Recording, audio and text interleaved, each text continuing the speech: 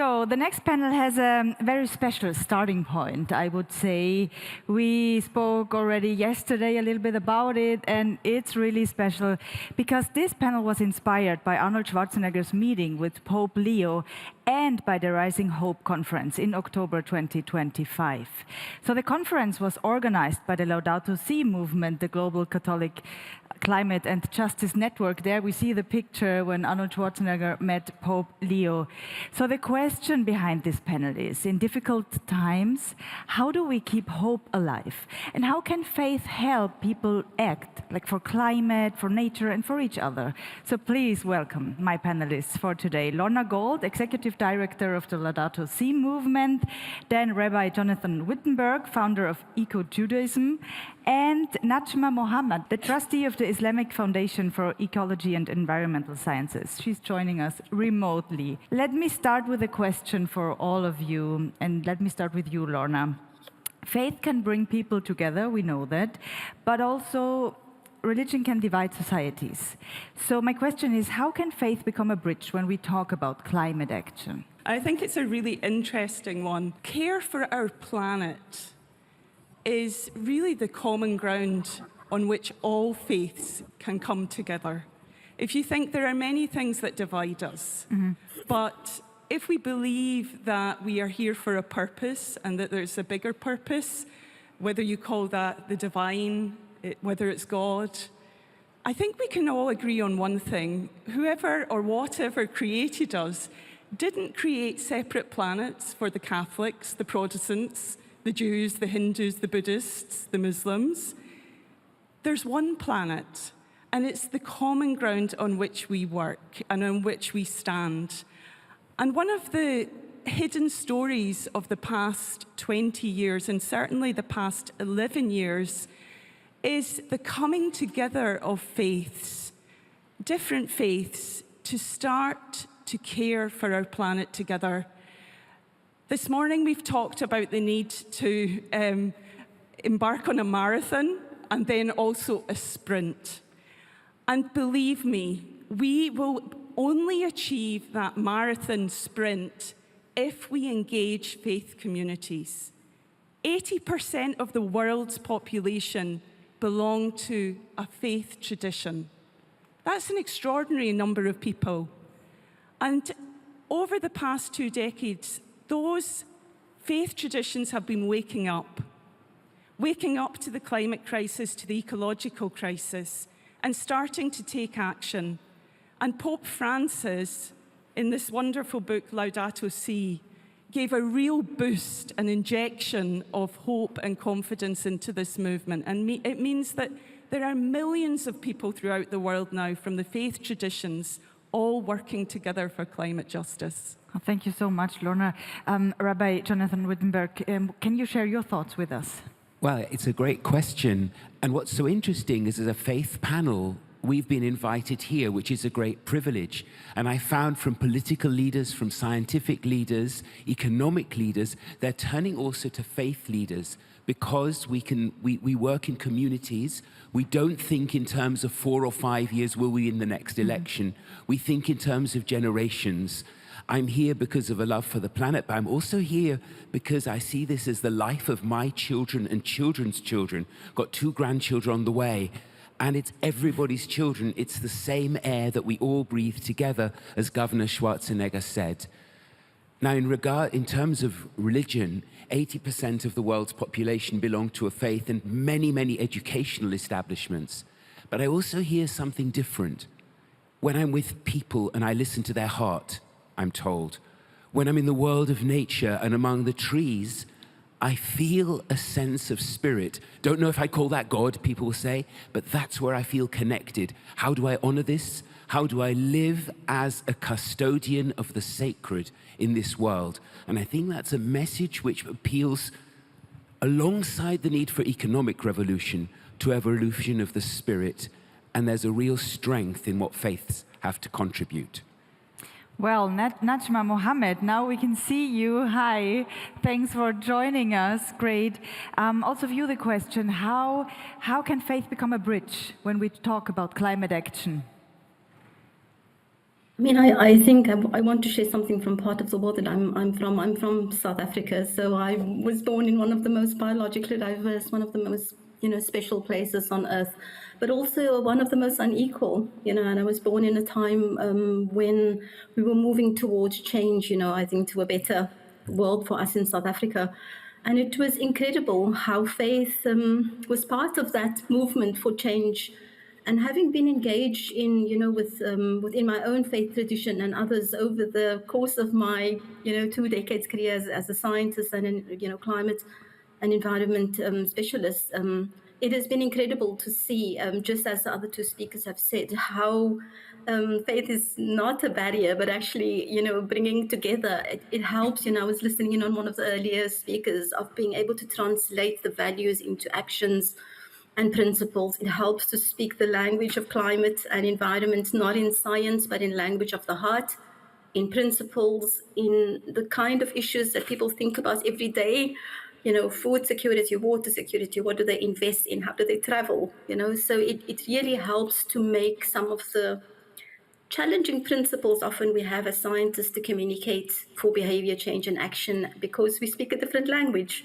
You're speaking a language of the heart, a language of the spirit, a language of principles, which I think lands quite differently than when you start giving lots of statistics. So faith helps. Lorna, the Laudato Si movement speaks about climate and justice together. So let me ask you, why is the climate crisis also a justice crisis? What would you say? Well, I think we've heard a lot about this already this morning, that what concerns many people is whether they can put food on the table, whether they have a home. And the climate crisis really is a climate of justice. Pope Francis used a phrase which I really love, which is we need to listen to the cry of the earth and the cry of the poor.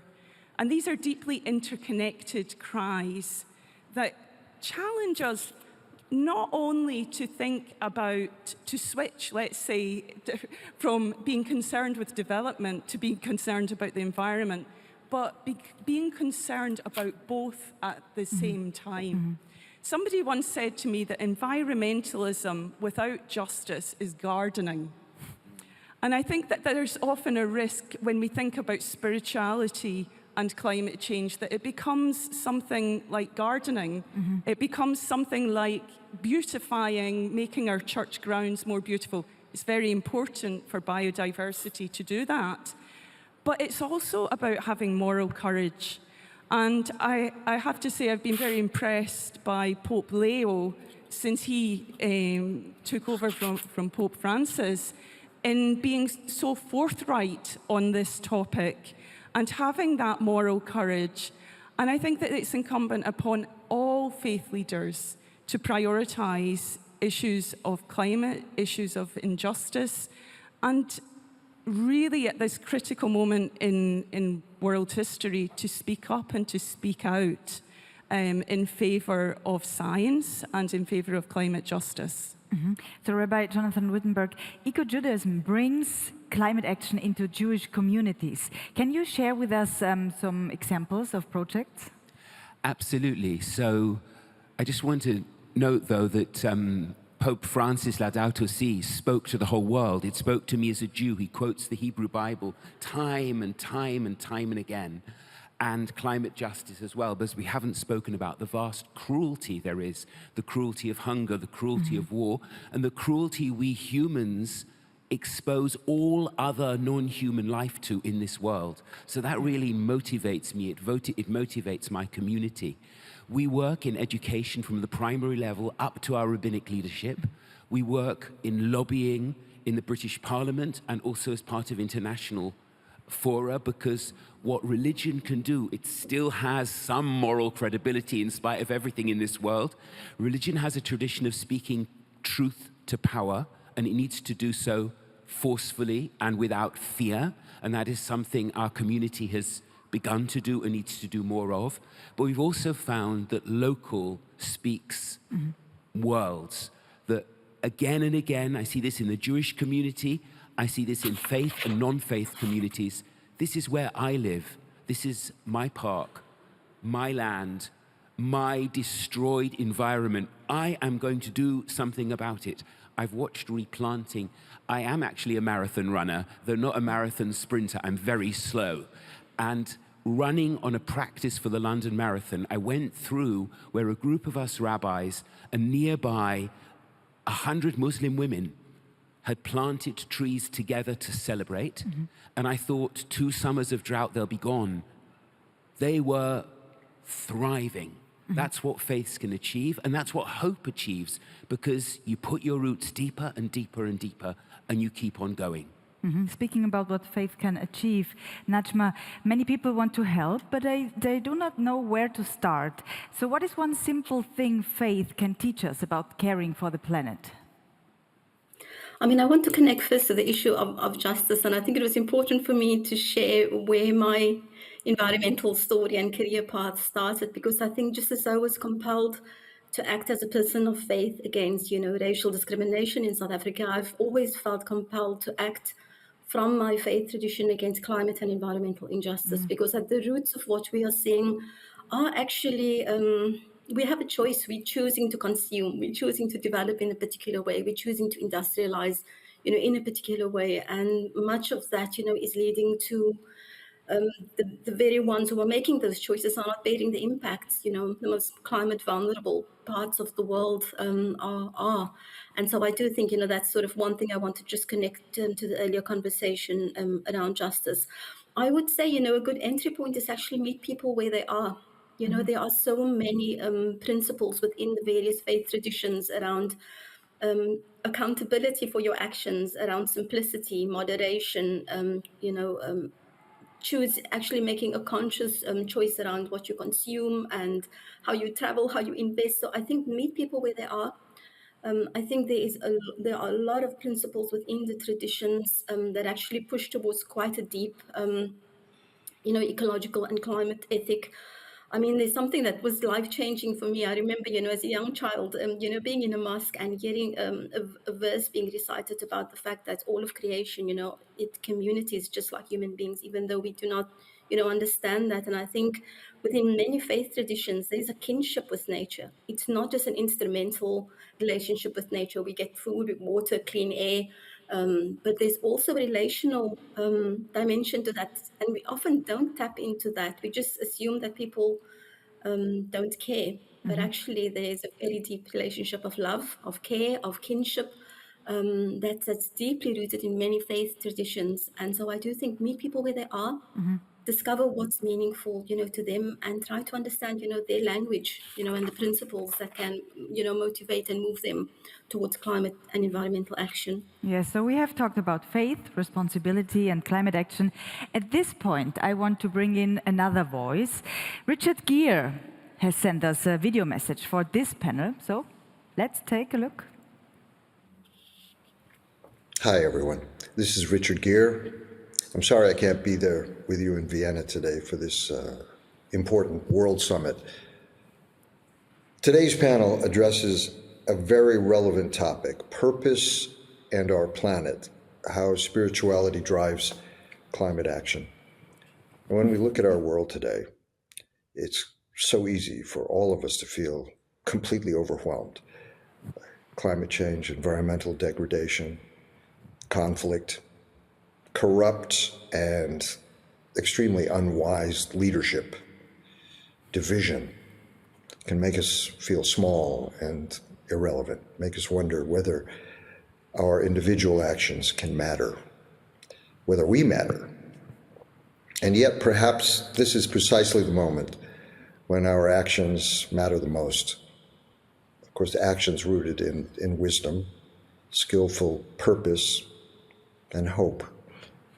A purpose understood as a quiet but powerful inner orientation toward reducing suffering and cultivating happiness for all beings. Hope as a choice, something we create through the way we live and the way we relate to each other and to the world around us.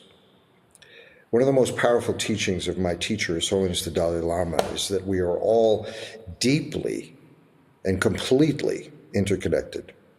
None of us exists in isolation.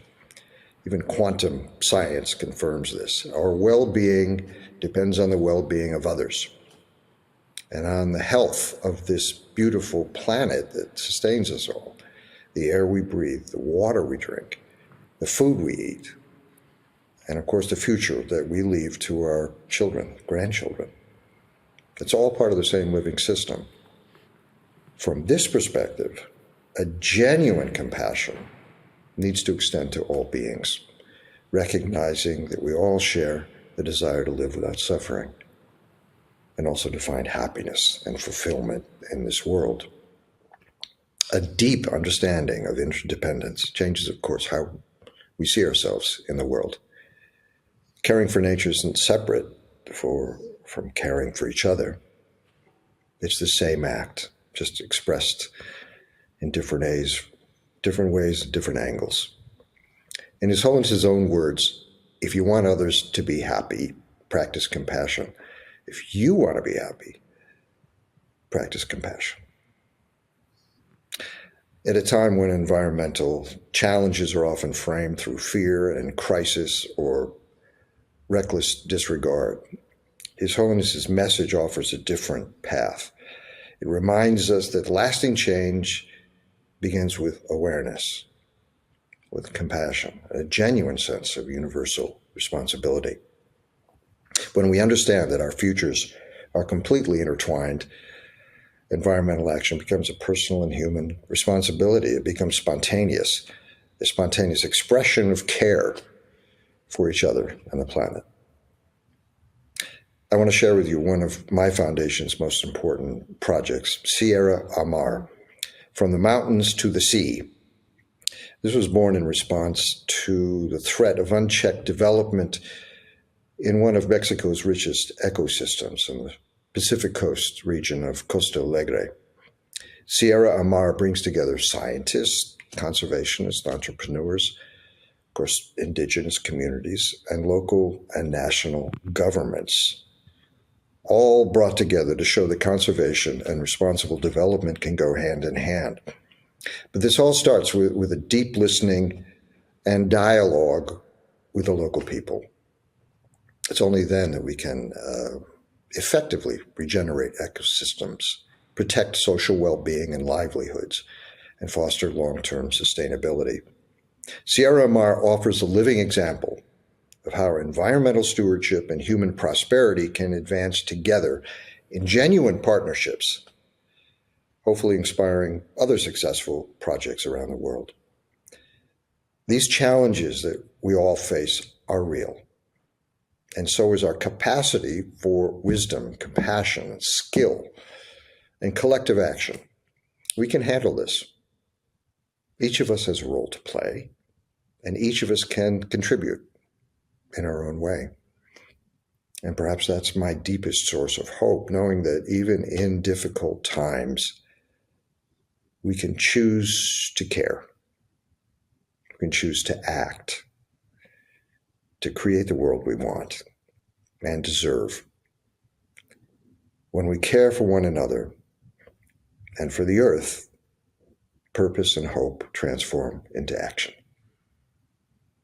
A better future is not something we wait for. No, it's something we actively create right now, together. Let's do it. Thank you.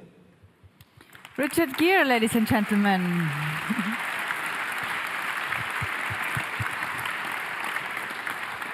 Hope as a choice. I think that is a powerful message. Thank you all very much. I think this conversation showed something important. Faith can be very personal, as we heard, but it can also lead to public action. We all have the responsibility to protect the planet we live on. Thank you so much for joining us, and thank you for listening. Thank you.